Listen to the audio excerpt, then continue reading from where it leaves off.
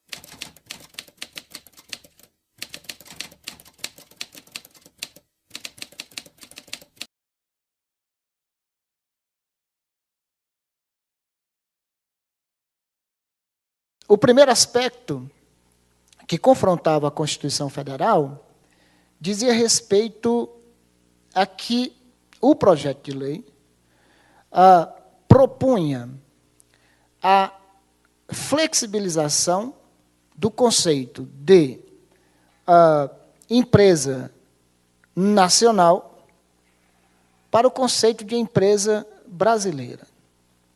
Empresa brasileira, nós sabemos, hoje, o conceito de empresa brasileira é empresa brasileira de capital nacional ou de capital internacional.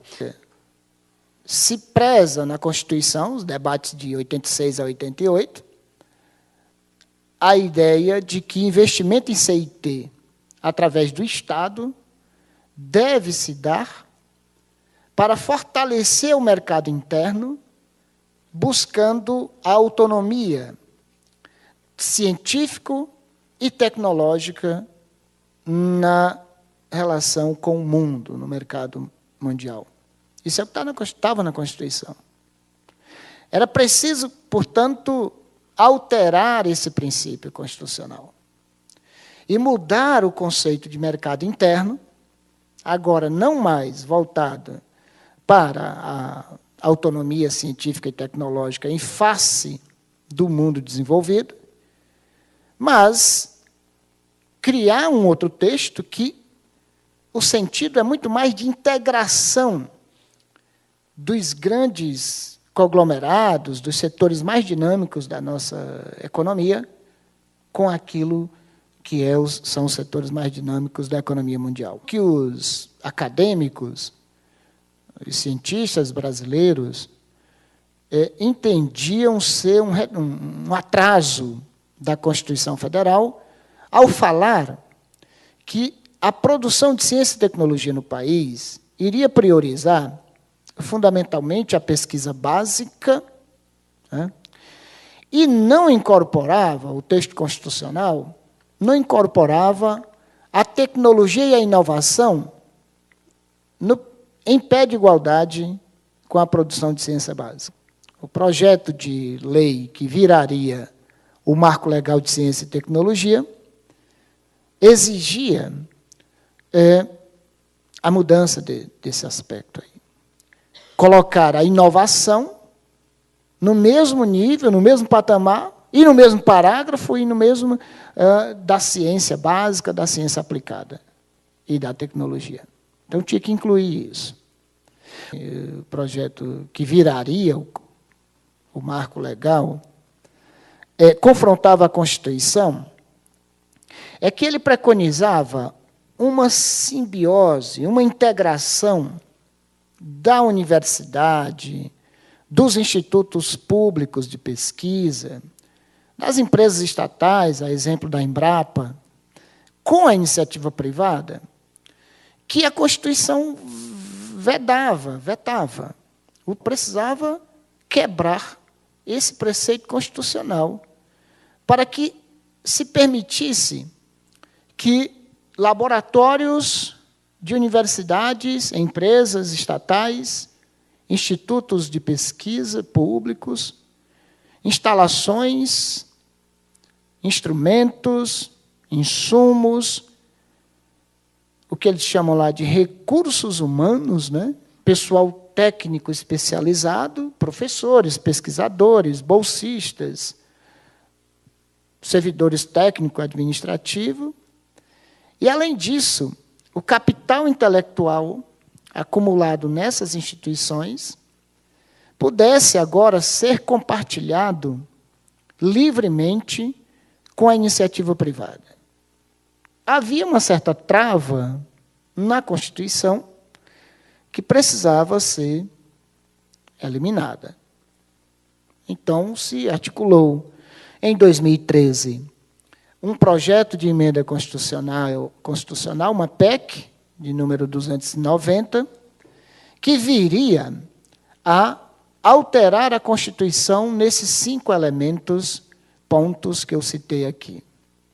E a emenda constitucional passou e foi aprovada em 2015 com o número 85. Tendo aprovada a emenda constitucional, o projeto 2177 já poderia voltar a tramitar com toda a força no Congresso Nacional. Ele tramita no Congresso Nacional muito rápido, entre 2015 até chegar em janeiro de 2016 às mãos da presidente Dilma Rousseff, que sancionou sob o número 13.243. Esse é o marco legal de ciência, tecnologia e inovação.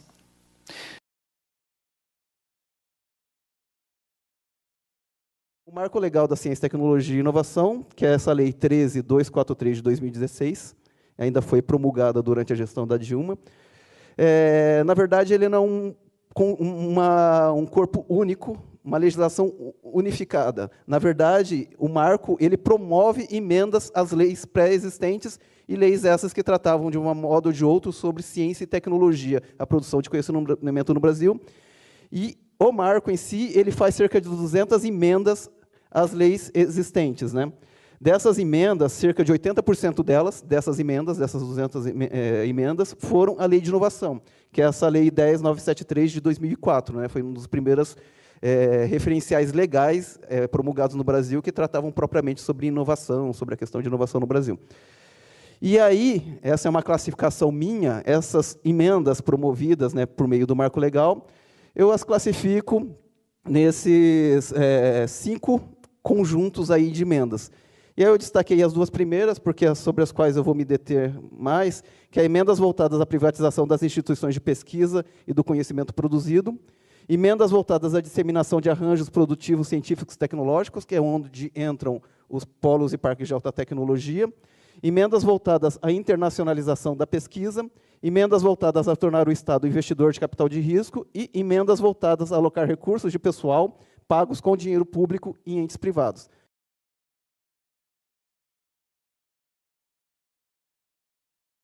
Esse marco legal tem 2 pilastras ideológicas, talvez 3, muito importantes. A primeira delas é que, em todos os textos que justificam a lei, o projeto de lei, em todos os textos das comissões que analisaram o projeto de lei, em todos, está presente uma ideia básica. O nacional desenvolvimentismo e o protecionismo estatal é algo do passado. Tem que superar o varguismo no Brasil. Esta ideia do Estado como protagonista da ciência e tecnologia no país, ou, pelo menos, como um ente interventor que controla, que, de alguma forma, planeja, intervém em função dos famosos interesses da nação, isso é coisa do passado. É que é preciso aproximar o saber acadêmico, o saber produzido na universidade, é preciso aproximar do mercado. É preciso criar um instrumento legal que obrigue, ou que crie as condições para as teses que estão nas prateleiras possam ser instrumentalizadas imediatamente na produção econômica, e se fala sempre na produção econômica, na indústria. Portanto, a ideia de uma ciência aplicada que vira produto tecnológico e que se transforma em inovação, com o seguinte afã: aumentar a produtividade das empresas, aumentar sua capacidade tecnológica, maior competitividade interna, maior competitividade no mercado internacional. É essa a ideia, capacitar tecnologicamente as empresas, porque, a partir daí, você capacita toda a nação, o mercado doméstico, para enfrentar a concorrência internacional. Essa é a segunda grande pilastra que norteia esse marco legal. Eu diria que a terceira é algo como subordinar toda a produção científica e técnica, inclusive o métier universitário, acadêmico, às demandas do mercado. Quer dizer, se admite, se reproduz nos textos e nos pronunciamentos de deputados e senadores que é uma necessidade imperiosa de que essa aproximação da universidade ou do conhecimento científico com a sociedade se dê via mercado, subordinando a busca de maior produtividade, de melhorar a performance do país no plano econômico interno e internacional. E um dos elementos que o neodesenvolvimentismo abraça e professa é a velha ideia de que países como o Brasil e latino-americanos não têm como bancar a educação, e principalmente a educação de nível superior e produção de ciência e tecnologia, por via estatal. Então, só tem uma saída: a iniciativa privada ou as parcerias público-privadas. A gente observa aqui que o dispêndio, ou o gasto, né, em pesquisa e desenvolvimento nos períodos, ele basicamente se manteve constante durante um longo período. Ele tem uma leve tendência ao aumento aqui, nesses últimos 2 períodos, sobretudo, mas nada tão considerável. Tanto que quem analisa os dados da Pintec diz que, basicamente, o que mostra esses dados é que o dispêndio em P&D, o gasto em pesquisa e desenvolvimento para a inovação no Brasil, ele tem se mantido basicamente constante ao longo de todo o período observado pela Pintec. E aqui a taxa de inovação da empresa brasileira. Por quê? Se esperaria de quanto mais você gasta com pesquisa e desenvolvimento, maior seria a sua taxa de inovação, maior seriam as inovações colocadas no mercado. E o que a gente observa aqui? De certa forma, uma mesma correspondência. Aqui, até no período anterior que a gente analisava, inclusive, houve, entre esse período 2006, 2008, 2009 e 2011, houve uma queda na taxa de inovação. Então, o principal programa não está relacionado a projetos de inovação em parceria com universidade, instituto de pesquisa. Então, as empresas não recorrem a programas de financiamento que possibilitem a elas manter parcerias com universidade e institutos de pesquisa para inovar. Também não recorrem às leis de P&D, né, como as leis de inovação, que possibilitam o abatimento de parte da sua receita aplicada em impostos. Qual que é o principal programa que elas recorrem para inovar? Qual que é o principal mecanismo de inovação das empresas? Que é essa linha aqui. A compra de máquinas e equipamentos. Então, o que é prioritário para as empresas enquanto mecanismo de inovação? Não é a relação com universidade e instituto de pesquisa, não é a lei de inovação, é programas que possibilitem a elas comprar máquinas e equipamentos. Quando perguntado, quando analisado o que é mais importante para as empresas, para elas inovarem, também não está relacionado não está relacionado às atividades internas de PIBD, ou seja, aquelas atividades de pesquisa que elas poderiam fazer internamente a elas. Também não está relacionado à aquisição externa de P&D, ou seja, buscar nas universidades, no instituto de pesquisa, algum mecanismo que as possibilite inovar, mas, novamente, é a aquisição de máquinas e equipamentos o principal mecanismo, a principal atividade para as empresas que inovam no Brasil. Quando analisado quais são os seus principais parceiros para inovar, para colocar alguma coisa no mercado de novo, aqui é a importância que elas atribuem às universidades e institutos de pesquisa, aqui é a importância que elas atribuem aos clientes, e aqui é a importância que elas atribuem aos fornecedores. Ou seja, novamente, a atividade de inovação das empresas não passa pelas universidades e institutos de pesquisa. A inovação promovida por elas está relacionada a clientes e aos seus fornecedores. Importância atribuída pelas indústrias às fontes de informação, e aqui é fonte de informação. Universidade está aqui enquanto fonte de informação para a inovação. Departamentos de P&D, ou dela ou de outras empresas, está aqui. E, novamente, o que é importante para elas enquanto fontes de informação? Está aqui, fornecedores e outras áreas da empresa. Novamente, universidade e institutos de pesquisa são pouco importantes para as empresas inovarem. Também muito diferente daquilo que a gente ouve aí comumente, de que as grandes empresas são as mais inovadoras, aquelas empresas que mais contratam, com maior número de pessoal. As empresas mais inovadoras no Brasil são as empresas que têm entre 10 e 29 trabalhadores ou empregados. As grandes empresas, enquanto empresas inovadoras, enquanto participação na inovação do Brasil, elas têm esse comportamento aqui, constante ao longo do tempo. Então, quem mais inova no Brasil são as pequenas, médias empresas, que têm entre 10 e 29 empregados. É a comunidade de pesquisa, sobretudo os acadêmicos e empreendedores, que é assim que a gente os pode classificar, o ator dominante. E aí dominante não só pelo aspecto da presença numérica, mas inclusive pelo modelo cognitivo, né, presente, que orienta o marco, no processo de tomada de decisão do marco legal da ciência, tecnologia e inovação. São eles os maiores beneficiários da implementação do marco, que é uma coisa que eu gostaria aqui de destacar. Se não são as empresas que mais se beneficiam com a elaboração do marco, com a implementação do marco, quem mais se beneficia, senão a comunidade de pesquisa e, sobretudo, os acadêmicos e empreendedores.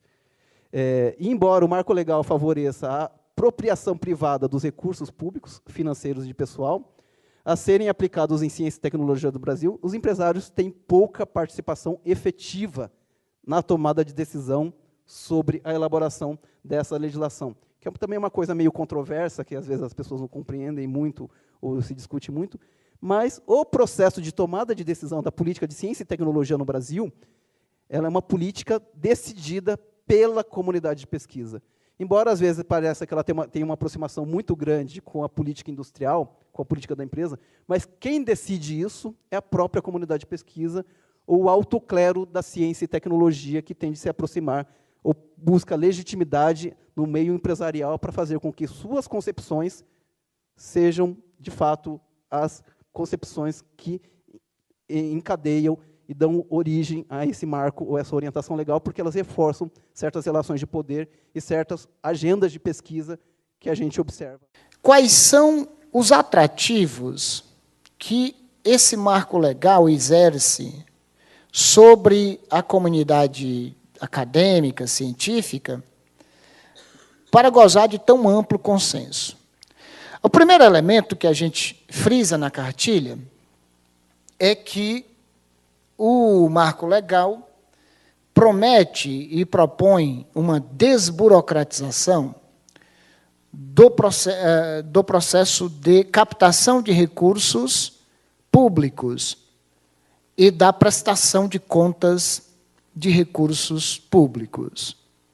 Quer dizer, diminuir a cadeia produtiva da burocracia para conseguir recursos das agências de fomento, do Ministério de Ciência e Tecnologia e de outros órgãos, é algo que exerceu um certo fascínio sobre os pesquisadores. Segundo elemento, que exerce um fascínio, uma sedução muito grande, é que esse marco legal, esta lei, ela preconiza que o servidor e pesquisador público, ele pode, a exemplo do que já dizia a lei da inovação, participar dos ganhos auferidos pelo processo, pelo produto, pelo serviço, pela assessoria da qual ele foi parte, ele integrou, em pelo menos 5%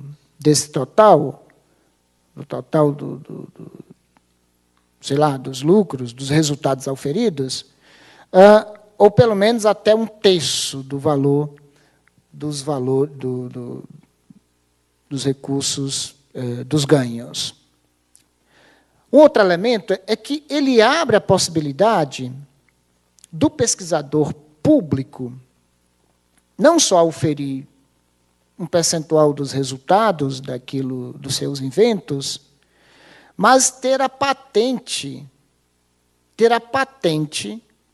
em nome da sua ICT, da Instituição de Ciência, Tecnologia e Inovação, cuja sigla é ICT, você pode patentear este invento. A ideia que o pesquisador tem é que, doravante, ele vai ter muita mais possibilidade de acesso e de retorno, inclusive, de reconhecimento intelectual e de reconhecimento financeiro diante daquele que produziu. Outro elemento é que o marco cria a possibilidade do pesquisador vender livremente no mercado serviços, assessoria técnica, produtos. Outro elemento é que o pesquisador pode se liberar das suas atividades na instituição à qual ele pertence, seja uma universidade, seja uma empresa estatal, seja um instituto público de pesquisa, para participar de projetos de parceria com a iniciativa privada, inclusive recebendo vencimentos, salários, por esta atividade lá fora, sem necessariamente ter que se desvincular funcionalmente da instituição de origem. Mantém o emprego na origem, mantém a carreira, olhem só, mantém as progressões, ascensões, normalmente, corre tudo normal, enquanto esse pesquisador, claro, através de normatizações internas e tal, ele estiver prestando assessoria ou participando de projeto de pesquisa em parceria com a iniciativa privada ou pública, com outra instituição pública ou privada.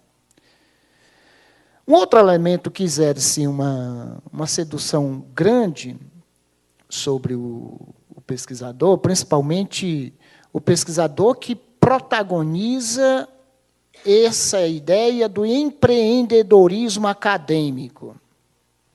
Essa é uma ideia que ganhou audiência muito grande entre nós, o empreendedor acadêmico, o captador de recursos. Então, outro elemento é que esse pesquisador, a lei desonera e facilita a importação, por exemplo, de insumos, matérias-primas, máquinas e equipamentos voltados para a pesquisa científica e tecnológica. Para concluir, o que tende a ocorrer com a implementação do marco legal? Professores universitários e pesquisadores das instituições públicas, estatais, né, para a gente só fazer uma diferenciação aqui, vão constituir-se como os diretores ou presidentes dessas organizações sociais, porque agora eles podem constituir-se também enquanto organizações sociais, que serão criadas. Com isso, vão acumular os rendimentos de suas atividades no setor público e também os provenientes de suas atividades desenvolvidas nas organizações sociais, porque o marco permite isso. Com essas organizações sociais, professores e pesquisadores podem atuar dentro das empresas, tanto as de pequeno quanto as de grande porte. Isso tende a levar a um aumento da importância atribuída pelas empresas à P&D como estratégia inovativa. Isso porque as OS, as organizações sociais, com acesso a recursos públicos, financeiros de pessoal e imóvel, vão desenvolver atividades de pesquisa internas às empresas.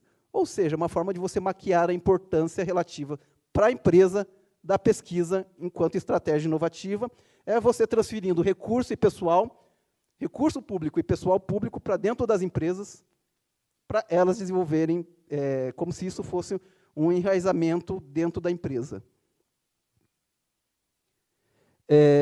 O investimento em P&D vai tender cada vez mais a ser de origem estatal, haja vista que as empresas poderão ter acesso facilitado a todos os recursos financeiros de pessoal oferecidos pelo Estado. Com todas essas facilidades promovidas pelo marco legal, isso, de certa forma, já ocorre.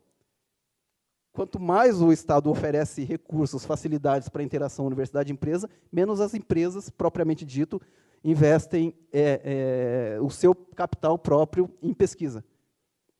Por quê? Ela não tem interesse necessariamente na produção de conhecimento para se manter enquanto competitivas. O número de patentes registradas pelas universidades tende a cair, pois o registro passará a ser feito em nome dos pesquisadores envolvidos no processo e das OS a eles ligados, a que eles estarão ligados. E aqui tem uma coisa muito interessante sobre a questão de produção de patente, né, que são esses dados aqui de 2003, da Thomson, mostram que, dos 10 maiores detentores de patente no Brasil entre os anos de 2003 e 2002, 5 eram universidades, com 53% das patentes registradas nesse período. Uma era a empresa estatal, a Petrobras, e das universidades, a Unicamp é a maior detentora de registros. 2 empresas transnacionais, 12%, uma fundação pública de fomento à pesquisa, a FAPESP, e uma autarquia federal. Ou seja, se a gente imagina que patentear é uma questão fundamental para a proteção do conhecimento, que é fundamental para a reprodução do capital, no Brasil, quem mais patenteia, quem mais recorre a esse mecanismo, não são os entes produtivos. São entes públicos, ligados à pesquisa, e, no caso, o único ente público aqui que tem interesse, de fato, em fazer isso é uma estatal, que é a Petrobras.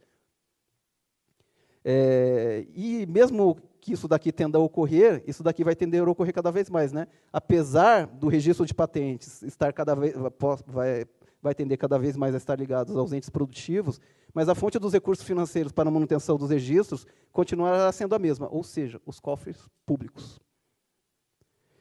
Como salientado, é a própria comunidade de pesquisa, especialmente seus acadêmicos e empreendedores, né, que é assim que a gente pode classificar, que atuou no Congresso Brasileiro para a implementação do marco legal que, mais que as empresas, beneficia aqueles professores universitários e pesquisadores que, de algum modo, querem efetivar suas próprias empresas ou aqueles que desenvolvem algum produto ou processo e querem explorá-lo economicamente. É o neoliberalismo acadêmico. É o neoliberalismo acadêmico em marcha, que a gente pode chamar. Isso, de certa forma, aumenta a atenção sobre aquilo que a gente pode chamar de maximização da apropriação do cerca de 1% do PIB, que agora tende a cair, inclusive, esse 1%, né, investido em P&D. Ou seja, mais do que ao setor produtivo, quem tem mais interesse, quem mais defende a implementação do marco legal e mais defendeu, é a própria comunidade de pesquisa, que é a que mais vai se beneficiar com a implementação do marco.